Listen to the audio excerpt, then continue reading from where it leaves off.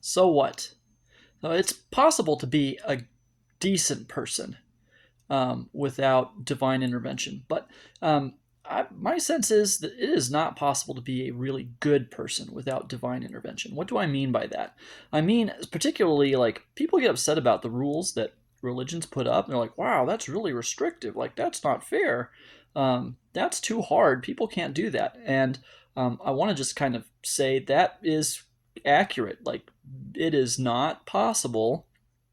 And I'm talking about even like religions at the level of like, what is the spirit of the religion? Like, what is the goal? So there's always like infrastructure. There's always kind of bureaucracy. There's always kind of culture around like, this is what you have to do or else you're not good enough, and people can weaponize that. And there's a dark side to anything that people are involved with, right? And we have to deal with that to some extent and get past that, in order to make the benefit of a faith tradition, any faith tradition, that it's intended at its root to be able to provide.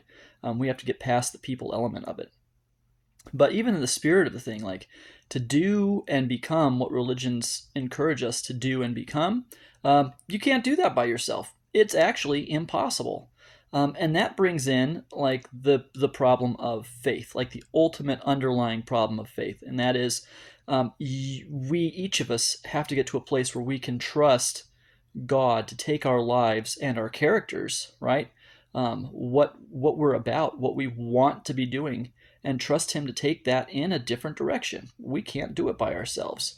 And it requires us to trust, like, that He's not out to get us. He's actually interested in our happiness. We have to get to a place where we can have confidence in that.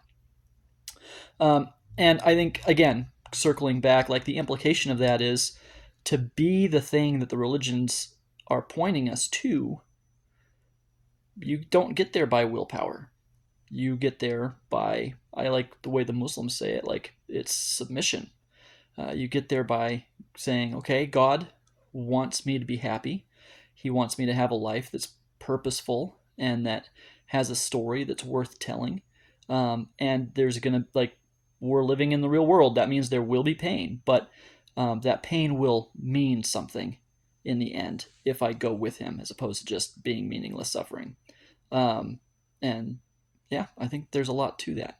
So let's, as we're looking at this, let's consider the reality that our best selves we cannot be, by ourselves, and that we've got to trust God to make it happen.